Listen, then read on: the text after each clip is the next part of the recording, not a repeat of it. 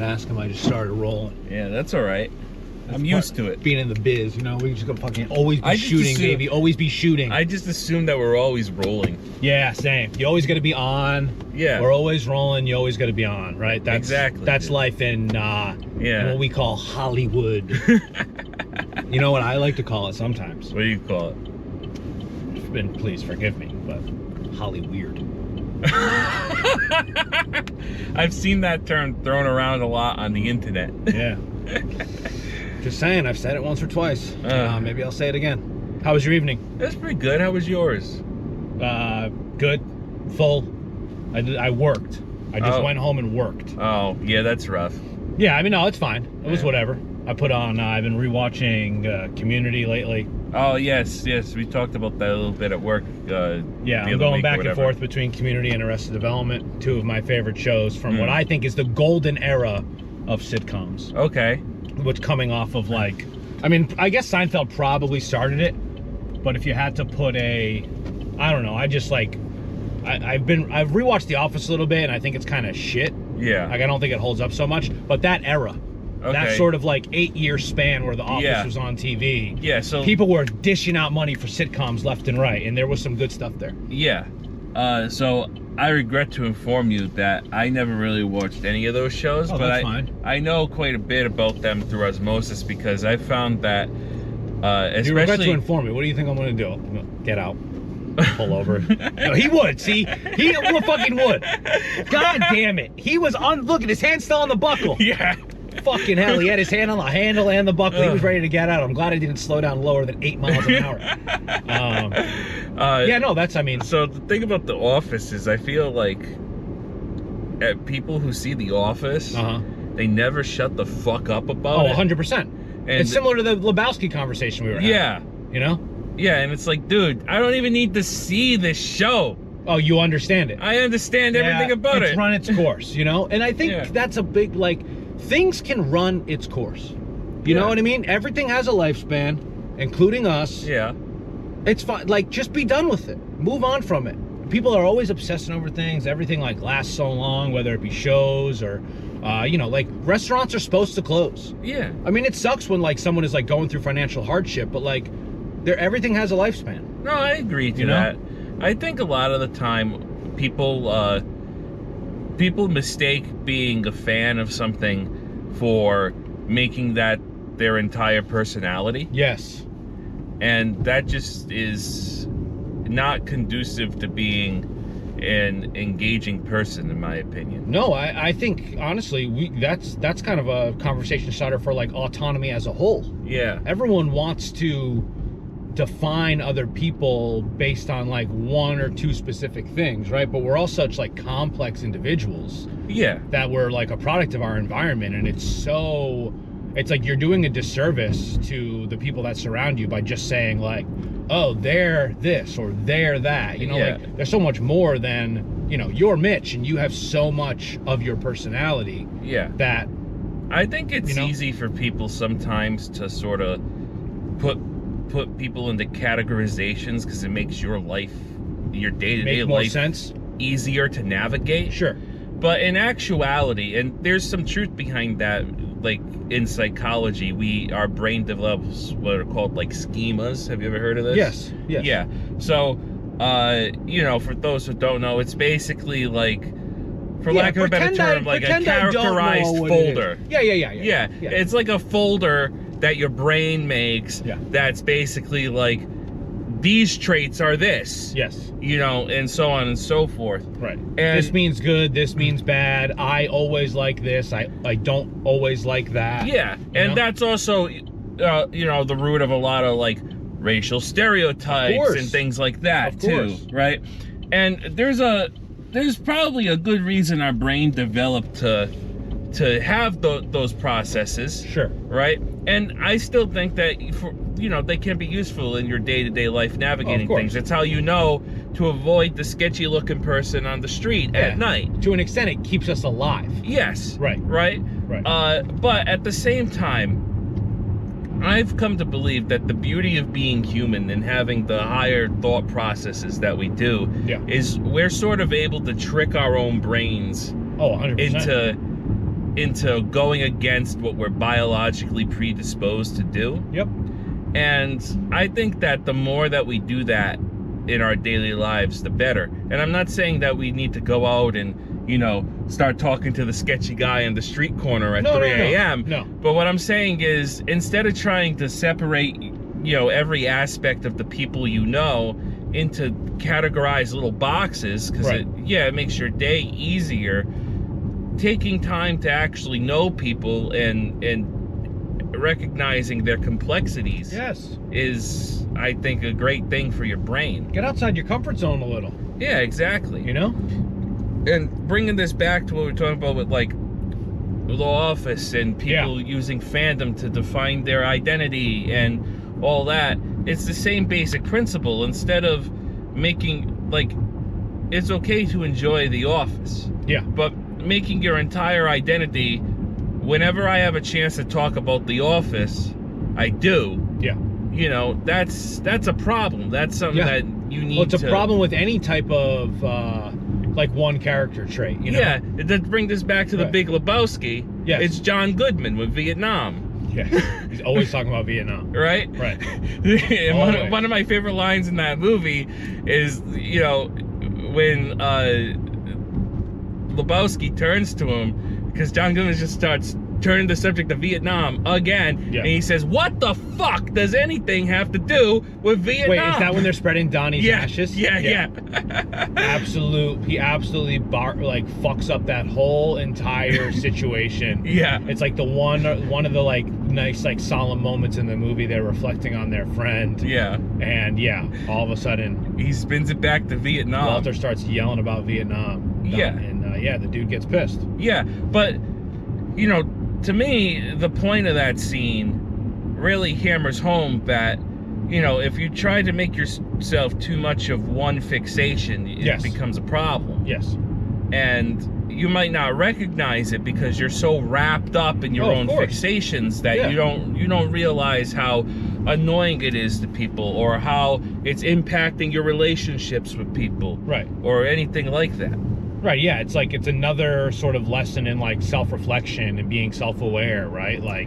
Knowing that you as a person should get outside your comfort zone and try to define yourself or in more ways than just one, whether it's fandom or one big experience that you had or one thing about your life, I tend to struggle with that myself when I see other people identifying me a certain way, and it makes me upset. Yeah. It's like when people I ride bikes with think I'm just a cyclist, Yeah. I'm not. I like to ride bikes, and I ride bikes a lot. And for those people that I ride bikes with, I'm that, you know what I mean? But I think it makes sense. It's nice to be a well-rounded individual and share other parts of your life. It's like if we were at work and we only talked about work.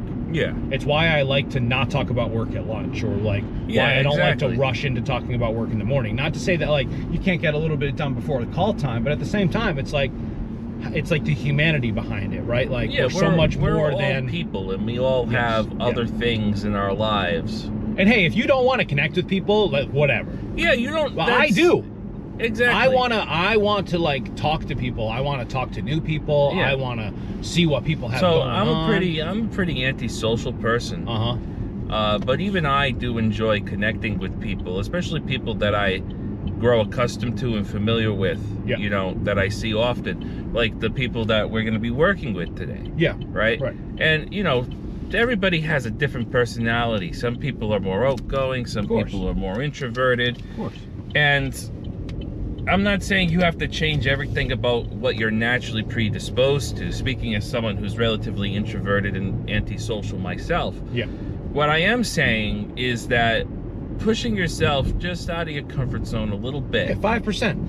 Yeah. You don't have to walk in and bust through the door and be like, "Hey!" You know what I mean? That's extreme. Yeah. Unless you were on a sitcom. Yeah. I want to see that sitcom. Mitch, hey, you're the high energy guy. Yeah. But no, I totally agree, and I'm not saying that everyone should want the same thing as everyone else. I think that's important too.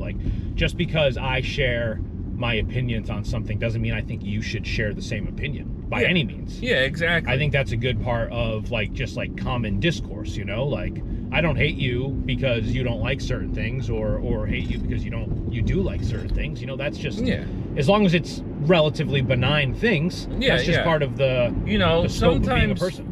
People might be diametrically opposed, as I call it, which is basically everything about their personalities and their interests and their opinions are just so at odds with each other that they could never in any way be compatible in a social situation. And I think learning to recognize that, especially if you're someone who struggles with those things, learning to recognize that and training yourself to de-escalate those situations and just not involve yourself in them, I think is beneficial for a lot of people. Oh yeah, totally. And it's not a thing that comes natural. No, it's not. It's a trained skill. It's a skill you have to train yourself to do. Yeah, it's part of working on yourself, right? Which can be very hard. Yeah. And if you just become comfortable in doing things the same way all the time, you're not necessarily going to be working on yourself. Does everyone need to work on themselves the same amount as others? No, of course not. But like, it's part of the, I think for me, it's part of the human experience, you know? Yeah. And I agree. Yeah. And I think everybody has room for improvement all the time. I think that's, again, one of the beautiful things about us, being self-aware creatures. Right. As far as we currently understand it in the natural world, perhaps one of the only handful of creatures on the planet that are self-aware. Right. And certainly the most self-aware of them all. Of course. Right. Our ability to sort of think about ourselves, not just as our primitive basic needs, but also as, how do I want to phrase this? Not just as our primitive basic needs, but as a unit that exists outside of that, as something that can think in multiple different directions at once, that can see the world. We have the power to be able to imagine the world from other perspectives. Yes, right. Which is incredibly rare. Yeah, right. So, well, some people are just straight up bad at it. Yeah, I mean, they are, but that doesn't mean, in my opinion, that they can never learn to do it. No, right? It shouldn't, yeah. And that's my whole point, is really, I think the meaning of life is to constantly improve yourself every day. I agree. In any way that you can. I agree. A lot of people struggle with the meaning of life as to whether it's like to procreate or to gather mass amounts of wealth and power or whatever conclusion they may draw. Right. My personal take those two things you mentioned, no thanks. Yeah. Not interested. My personal opinion is that the true meaning of the human experience is to constantly improve ourselves as we continue through life, all the way to the very end. I agree. I could not agree more. I don't know what else we're going to talk about for the next 1 minute. That was a pretty good, succinct ending to the first part of the episode. Well, I'll hit you with the topic I originally wanted to talk about this morning. So last night I had some chicken wings and some baked beans. Okay. And what is the proper utensil for eating baked beans? Are they on a plate? No, like I had them in a ramekin. Okay, how big is the ramekin? Maybe about like yay big. Like not big. No, not big at all. How many? So we're talking what? A few spoonfuls? Yeah, spoons. See, that's what I would. Holy crap! You see that guy? What? He just flew by us. It was crazy. He was like going like 80, and then he smashed on the brakes. Oh. Yeah. I mean, sorry. I did sort of feel the car move. Sorry, that distracted me. Well, you're editing it. You can round it back a little bit and show that the car shook. Yeah. And the guy went by. I like that. Holy! You just like, it really got you. All right, so how did you eat them? So, I used a fork. Okay. But like, I'm like, hold on, let me be clear. Yeah. Ask me the question again. What a utensil? What's the proper utensil? There isn't one. Beans? There is not a proper utensil. Who gives a fuck how you eat them? Pour them in your goddamn mouth if you want. See, I would use a spoon. I would use a spoon. But in my opinion, as I always like to joke about, like the optimal play, or the thing that's viable in tournaments, right? What's the most tournament viable way of putting baked beans? Like, if you're in the baked bean eating tournament, if ramekin, that's it. That's the tournament. I win. But the thing is sometimes the tournament viable solution is not the most socially acceptable thing. You don't probably want to be doing that if you're out in public or even eating dinner with your family. Yeah. But you ate them with a fork. I ate them with a fork. Was that successful? But it was successful, but I was thinking a spoon would be better. And then I started thinking about rice. Like, what's the best utensil for rice? It depends. For me, it depends on the context in which the rice is involved in the dish. Yeah, so like a sticky rice, right? You could use chopsticks. You could use a fork, right? Yeah, I've used chopsticks to eat sticky rice or like a rice bowl. Suppose you're eating like a fried rice that doesn't stick together. Yeah. Right. I'd say I usually go fork because it's. With a fried rice, it's probably in the context of a larger meal. Sure. With other things. Where you're already using a fork. Yes. So like if I'm getting Asian takeout and there's fried rice on the table, and I have also whatever, steak teriyaki, maybe some tempura, whatever. Then I have a fork too because I also probably have lo mein, you know, and so that's a fork. Now, if I were to save the leftovers of the fried rice in the classic container, put it in the fridge, next day eat it, I'm probably eating that with a spoon. I was gonna say, when I make fried rice at home, I always eat it with a spoon. Yeah, spoon is, because the thing is a spoon has a nice walls to it. Yeah. The fork does not. So that's why I feel that way about the beans. Beans are gonna be falling off the side of the fork. Yeah. You know what I mean? Yeah, it's good for stabbing. You're not really stabbing the beans. No, and maybe the last couple beans you're stabbing, you're skewering. Yeah. Unless you're like you're like a true weirdo and you're eating like 3 beans at a time. But I don't want that. I want a big spoonful of beans. Or if I'm trying to win a bean eating competition, I'm literally like them out. Probably choking on the back of my throat because of how fast they're going in. Yeah. All right, cool. Spoon. You hit him with a fork? Well, I was using a fork, but then halfway through I was like, why am I doing this? Yeah. And that's what made me think about it. That's just the way you learned that day. That's how you got better as a person. Yeah. Now now I know the spoon strat. Supremacy. And now I know the tournament viable strat, too. Ooh. Up next on the podcast, spork. When is it good? When is it bad?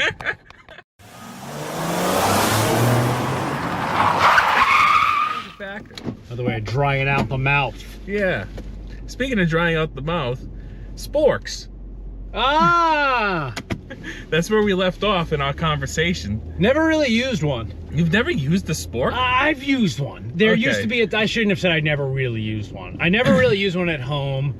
I feel like there was a time where if you got the cheesy Fiesta potatoes from Taco Bell, they'd give you a spork. Okay. And I used to get those all the time, especially when I was vegetarian. They'd be like a go-to for me at Taco Bell. Yeah. The Fiesta potatoes. See, when I was in elementary school, I feel like sporks were standard issue. In school? In school, like no matter what. You weren't getting a spoon or a fork, you were just getting that? Yeah, in the cafeteria, no matter what was being served. Elementary school and middle school. I don't think I ever saw a fork until high school. Wow. Yeah. It's kind of wild. And, I think, and knives, forget about it. Oh, yeah. Right? But, like, pretty much plastic sporks all the time. Which, I feel like, going off the whole running joke of the tournament meta, right? Yes. Sporks are what we call a player trap.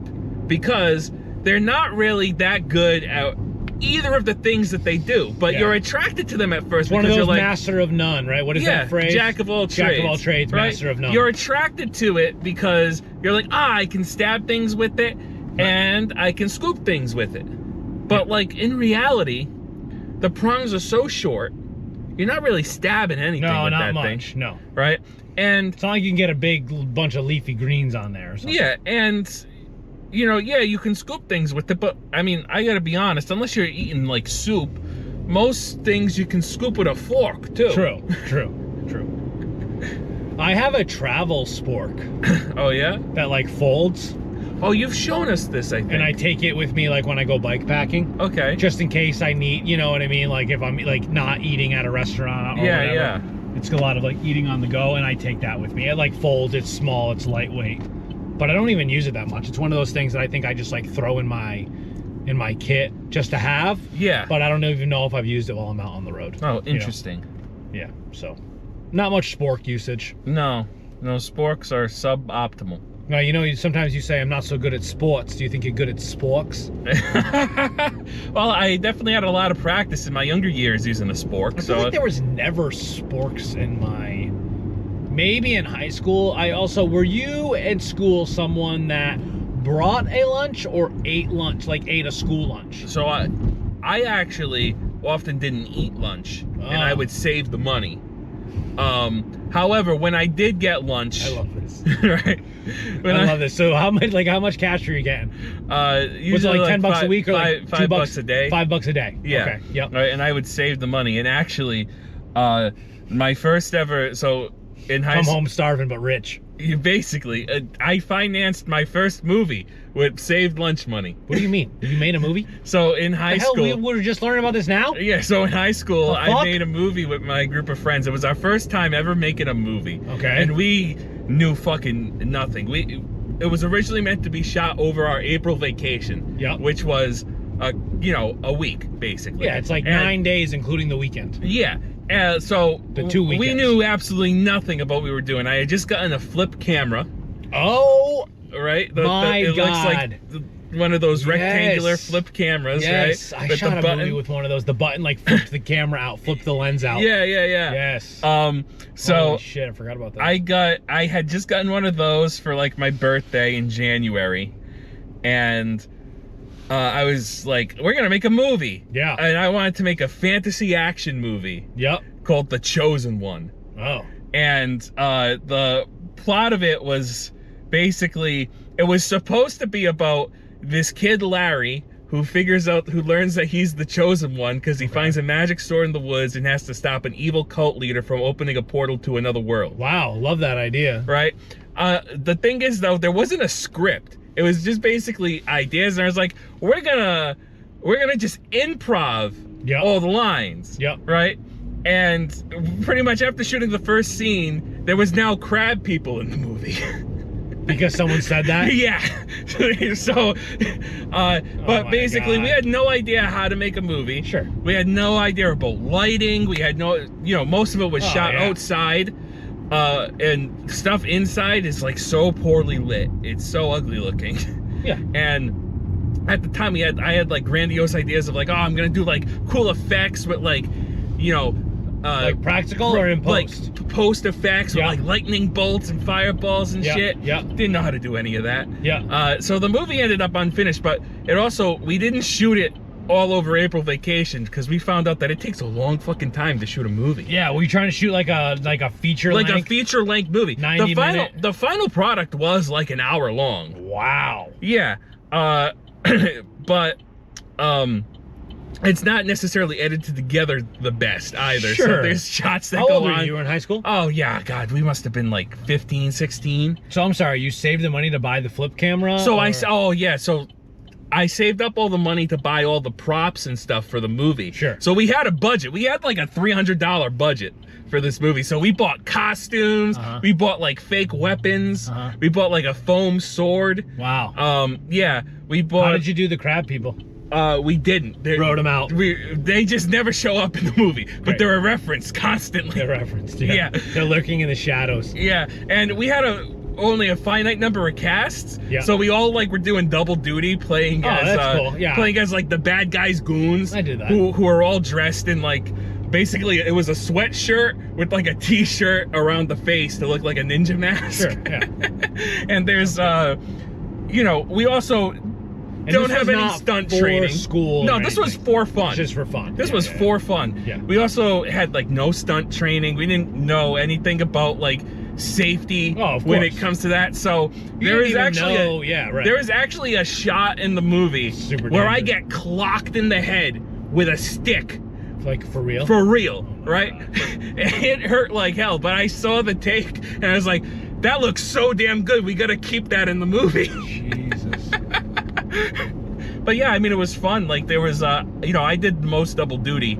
Yeah. I played the main villain as well. Okay. And I wore like a trench coat for that, but I did a lot of double duty as the goons because I wasn't a main character on screen all the time. Yeah. So often I was directing and basically being an extra. So there was a lot of times where like they were picking me up and like throwing me at things and Yeah, we did a scene where what is this thing called? It was called The Chosen One. Oh, right. You said that. I'm sorry. It's never been released. Yeah. Never will. Yeah. Never will. Yeah, never will. But the best lunch at work. The best thing, I probably still have it buried on a hard drive somewhere. One of the best things though was I finally complete a rough cut of the movie, right? I upload it, I put it onto a hard drive that has also all my computer backed up on it and some stuff that's not on my computer anymore, right? Yep. We go to my friend's house for the grand premiere. We're trying to figure out how to get it to play on something. We tried to like do his laptop, plug it into the TV. We couldn't get it to work, right? So then we have the bright idea, let's try plugging it into the Xbox and see if we can play it on the Xbox. Okay. So we plug it in, and one of the friends who's there, who wasn't even a guy in the movie, he just happened to be there, right? He's got the controller in hand, and someone pops up and he just hits yes. And I'm like, dude, what did that even say? He said, I don't know, I just hit yes. And the entire hard drive wiped. Format, yeah. Do you want to format this drive or something? Yeah, format it for the Xbox, right? So the entire drive got wiped. Gone. So, yeah. So then we had to go back to my house so I could take the empty hard drive now, put the movie on it, and we still couldn't get it to play on the Xbox. Jeez. So we ended up watching it all on a laptop. Unbelievable. Did you like screen it for other friends, or is it just a handful of you? No, it was just us who made the movie. Yeah. It was only the rough cut, and then we all decided that, man, this is sort of awful. And I was like, yeah, I agree. And but we learned a lot. Yeah, of course. And the first one's not going to be that good. No, we learned a hell of a lot. Yeah, especially if you're like 15 or something. Yeah, so then, you know, with a smaller group of friends, we started making more short stuff together. Yeah. And for that, like, you know, basically everything that we learned from the first one, we applied to the next one. So over time, we learned a little bit about, first of all, we learned how important is the script shit. Yeah. Right? Gas. Oh, okay. Gas, fuel level low. Yeah, it's important to script shit. Yeah. So, we learned how important it is to have a fucking script, first of all. Second, we learned how to actually sort of frame things so they look kind of nice. Like, we all kind of had an idea of, like, what looked good and what looked bad, but... You like movies, you watch movies, you're into it. We learned more about, like, how to not have lighting be absolutely atrocious. Yep. You know what I mean? Yeah. And we were just using like very cheap lights bought off Amazon to like light our stuff. Yeah. But yeah, you know, looking back on it, it was a fun experience. Isn't there a Jet Li movie called The Chosen One? There might be. I think there is. There might be. I think there's a Rob Schneider movie called The Chosen One. Oh my God, Rob Schneider. But I didn't know any of those like existed when I named it.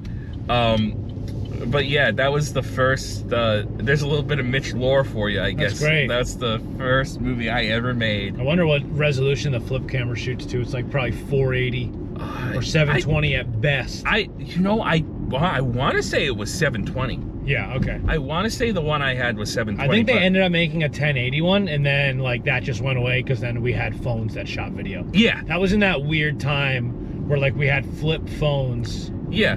Eventually, cameras just got better on phones. Yeah, eventually one of my friends got a DSLR. Yep.